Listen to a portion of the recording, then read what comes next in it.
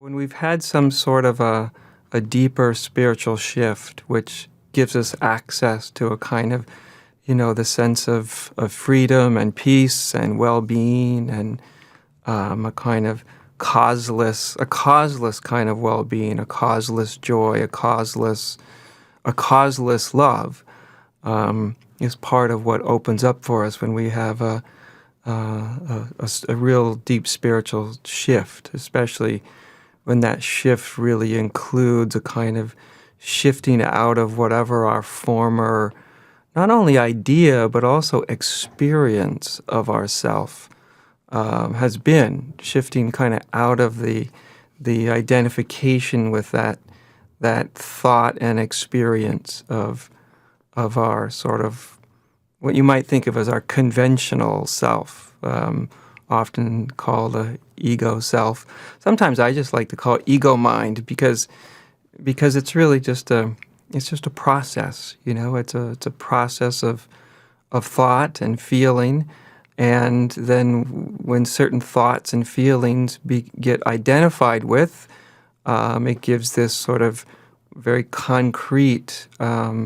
sense of self.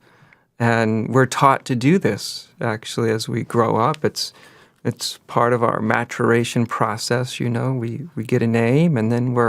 we get lots of different messages about who we are or who we should be. We also get messages about who we shouldn't be. And so when we're getting all these messages, it makes it difficult to stay in touch with what's authentically you, what's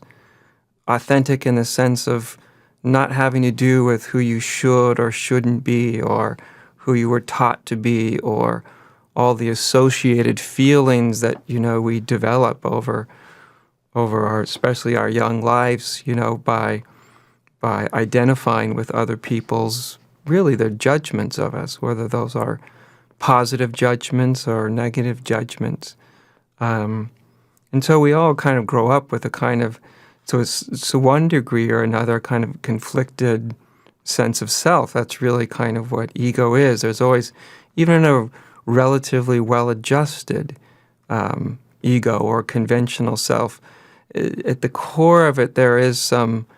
always an element of discord, because we're identifying with something that is not nearly capable of really holding or containing the truth of our being.